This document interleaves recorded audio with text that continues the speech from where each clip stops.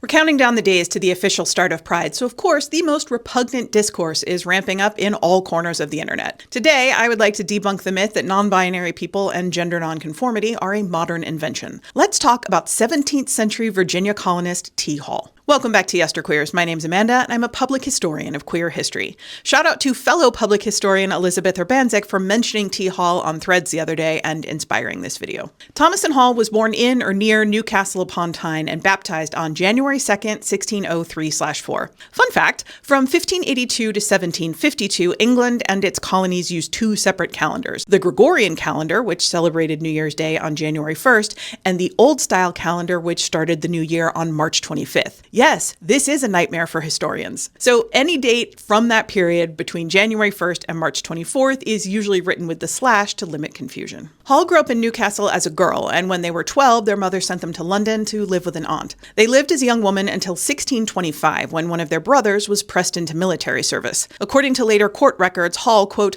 cut off his hair and changed his apparel into the fashion of a man, and also joined the military as Thomas Hall. Hall somehow managed to survive both the disastrous 1625 attempt to capture Cadiz, which was over before it started because the British army plundered a village and got so drunk on Andalusian wine that they were useless, and the similarly disastrous 1627 siege on a French island called Saint-Martin-de-Ré, in which more than half of the British troops died thanks to a combination of poor planning, poor weather, and the Duke of Buckingham's ego. So it's perhaps not surprising that after surviving their second failed military expedition, Hall returned to civilian life. They settled in Plymouth, England as a woman and took work as a lace maker. They didn't stay there for long though, because in 1628 they once again resumed their male identity and immigrated to the Virginia colony as an indentured servant, first to two planters named John Tyos and Robert Ayres, and then to a landowner named John Atkins. They were 24 when they arrived in Jamestown. As a reminder, indentured servitude was a contract in which people agreed to work without pay for a set amount of time in exchange for passage to the colonies. Indentured servitude and chattel slavery are two fundamentally different things. By the end of their first year in Virginia, Hall was once again living as a woman, possibly because there was a shortage of female domestic laborers in the colony and pretty much anything was better than working in the tobacco fields, but it's also possible that Hall wanted to pursue sex work or a sexual relationship with someone. In court testimony, Hall said they dressed as a woman, quote, to get a bit for my cat, and historians cannot agree on what that means. In a 2014 article, Catherine Witchlands describes Hall as tactically and fluidly transgender, which I think is such a great phrase. Now, unfortunately, we don't have letters or journals from Hall to help us understand how they decided when to live as Thomas and when to live as Thomason. But we do know from their court testimony that they saw themselves as both man and woman. Intersex people weren't a mystery in 17th century England or in the colonies, but they were expected to choose a gender and stick with it. What makes Hall so unique is that they deliberately and publicly moved back and forth between living as a woman and living as a man. As you might imagine, this drew some attention in the Jamestown colony. People whispered about Hall's true sex, and a rumor started to circulate that they were in a romantic relationship with another servant, a woman named Great Bessie.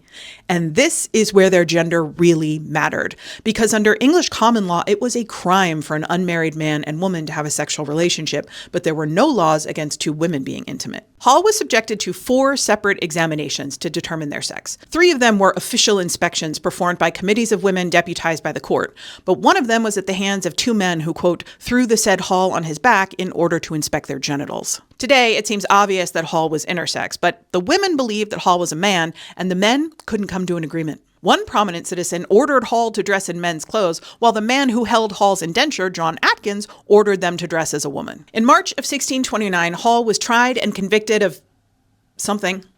Possibly fornication, possibly gender nonconformity, possibly both, or possibly something else altogether. The court minutes don't describe what Hall was charged with or how the verdict was reached, but they were convicted, so they had to appear before the Quarter Court, which was overseen by the Governor John Pott and the Governor's Council, to receive their sentence on April 8th, 1629. 2 things you should know before we get to the sentence. The first is that the colonies were governed under English common law, but the courts did have some flexibility to accommodate the unique circumstances of colonial life. The second is that the members of the Governor's Council were not required to have any legal education whatsoever, so they definitely oversaw trials and sentencings where they either didn't know or didn't understand the relevant laws. Which is how we come to the absolutely astonishing sentence that the Quarter Court handed down to Hall. It shall be published in the plantation where the said hall inveieth that he is a man and a woman, that he shall go clothed in man's apparel, only his head to be attired in a coif and crosscloth with an apron before him. Basically, they sentenced Hall to appear as both genders at all times, to wear men's clothes with a woman's hairstyle and head covering and wearing an apron. As far as we know, this is the only ruling of its kind. Intersex people who found themselves in court for transgressive gender presentation were usually sentenced to live as the gender that the court determined to be more dominant, so this was an unusual choice, to say the least. I agree with Elizabeth Reese that regardless of whether or not the council knew or understood the relevant law, this sentence was designed to preclude further acts of deception, to mark the offender, to warn others against similar abomination, and to reduce the possibility of Hall's sexual coupling. This wasn't so different from forcing adulterers to wear the letter A. Hall was further ordered to appear before the quarter court regularly to make sure that they were complying with the sentence, but they drop out of the records after 1629. We have no way to know whether or not Thomas and Hall worked off their indenture and left Jamestown for somewhere that they could live authentically, but I hope they did. That's it for today. As always, more information, including sources and further reading, is available in the usual place.